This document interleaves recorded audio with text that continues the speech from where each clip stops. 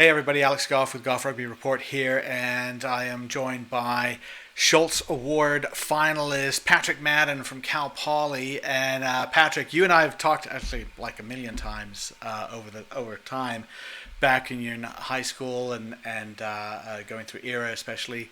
But now here you are, one of the top five college players in the country. How's it feel?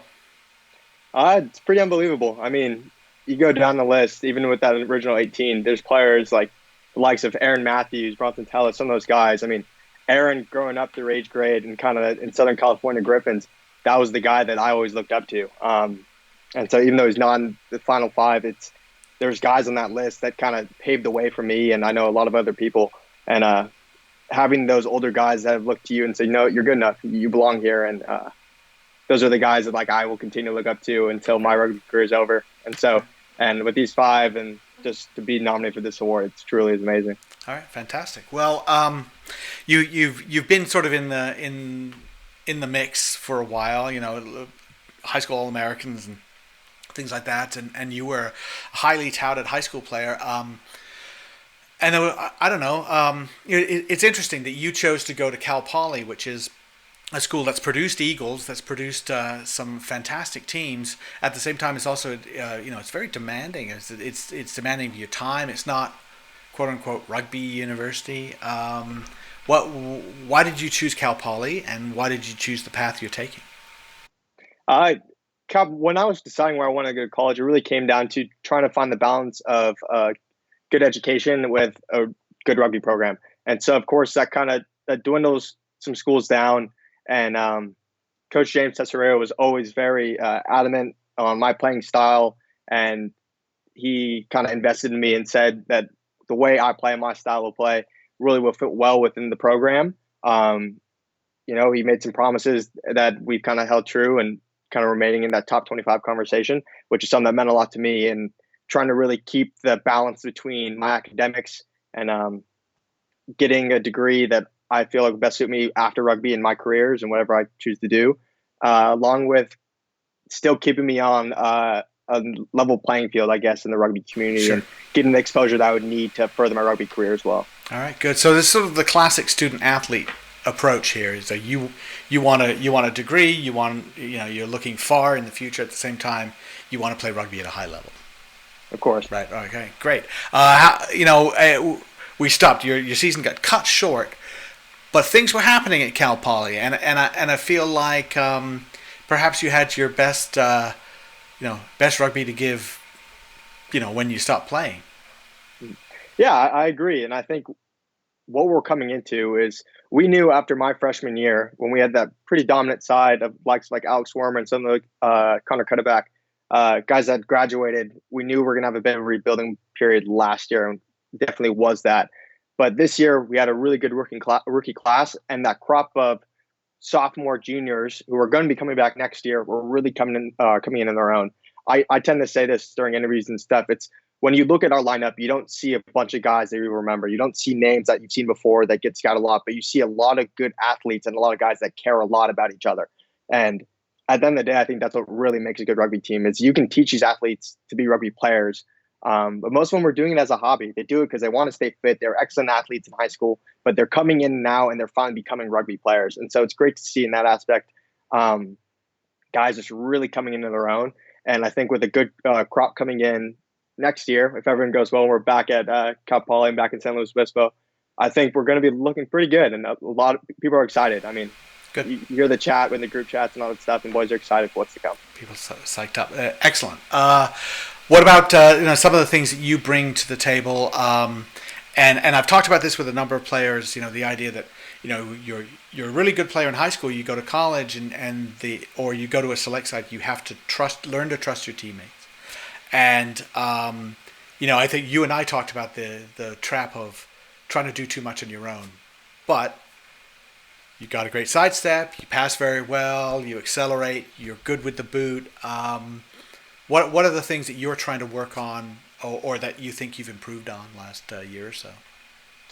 I guess a big thing is coming through age grade and stuff, and with Salty Thompson and the All Americans and all that stuff. The thing that people always like, I guess, look to me for was more of my mind for the game rather than I'll never be the fastest guy. I'm never going to be the strongest. I'm never going to be the biggest guy.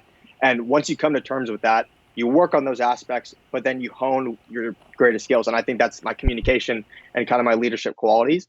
And I think that's where I kind of turn the tide in my style of play is because I much rather be a student in the game and focus on that aspect. So while I'm still doing that, I'm doing my work off the field, making sure my kicking stays up to par. And so when in those crunch situations, I'm able to make that kick.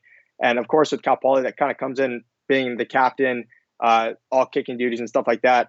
Coach James has emphasized a lot that I need to separate being a captain and a leader and my playing ability. So take my time. If I'm lining up for a kick, block everything out. You're not a captain for that 30 seconds or so.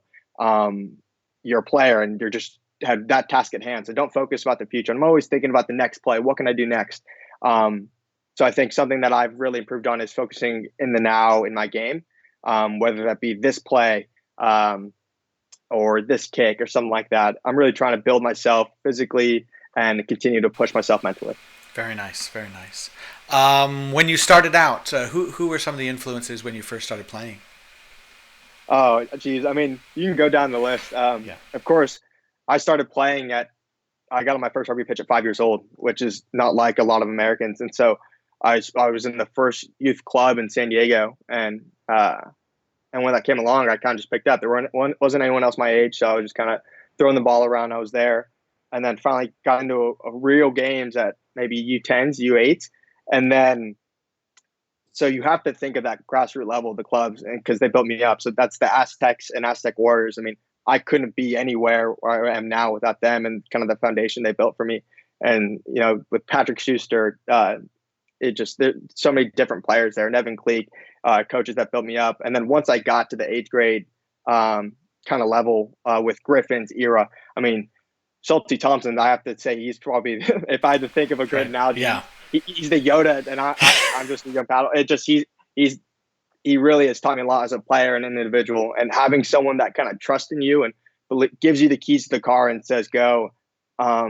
It's big, especially as a teenager trying to pick up my rugby game, to have someone, not just Salty, but go to the line of JD Stevenson, and Coach James, and just so many other coaches that have looked to me and said you're good enough, but you still need to work harder. And having that security and knowing that you're in good hands, that's when good players start to develop. And I'm happy to be in amongst this group of these 5 guys. And I think we all come from that same background. We had coaches, we had players that believed in us. And when someone believes in you, you feel it there. You know you can kind of take that next step. Very good. Yeah, definitely that belief is a big deal. So let's talk about those other 4 guys, Connor Buckley and Ryan Reese and Tommy Clark and Peyton Talia. Do you know them? I mean, you've played against some of them. You've played with some of them. So, I mean, Connor and Peyton, Connor and I played in a Canada trip with the All-Americans, high school Americans. And what a guy. I mean, you can't say enough about someone. And I've always an issue because all I think about is rugby most of the time. And to find someone that same passion for the sport. I mean, Connor's a mental player. And so you have to appreciate that stuff. You could just toss back and forth rugby IQ and, spit the game. What would you do in this situation? And Connor's that kind of player. And, he's got a great boxy on him. And Connor's amazing. And then Payne is just the most lovable human ever. We were on the U20s campaign together. The guy is just a jokester. He's just always there to crack a smile, but also make that big, crucial first hit in the game that kind of sets the tempo. And those are both 2 players that you need on a field. And I appreciate both, and they definitely deserve to be here. And I know Tommy and I know a bit about each other, I believe. And then, look, from what I can see, Ryan deserves a spot here too. So it's great to see those guys. All right. Fantastic. What's next for you? You've got 1 more year at Cal Poly. You have any set plans or things kind of up in the air? It's tough. Right now I'm focusing. So I'm working in tech sales. So I had an internship set up in Cambridge, Massachusetts. So I was actually going to be on the East Coast for a bit this summer, but it looks like I'll be working remotely for a bit here in San Diego, and then making my way over to Cambridge later in the summer. Hopefully, it all depends. And that's with Cambridge Mobile Telematics. And so I'm excited for that. But in the same breath, I mean, you're always looking for the next rugby opportunity. Sure. With MLR and the draft coming up, that's something to keep in consideration. Still tossing the idea around with coaches and family and stuff. But the world's ever changing, guys. That's been kind of really on display in the past Yeah. month or so. And so I'm keeping my options open and, taking the world as it comes to me. But I'm excited for what's to come. All right. We're excited for you as well. Patrick, that was great. Thank you for letting us learn a little bit more about you, and Thank you. best of luck. Thank you. Have a good one, Alex. Thanks.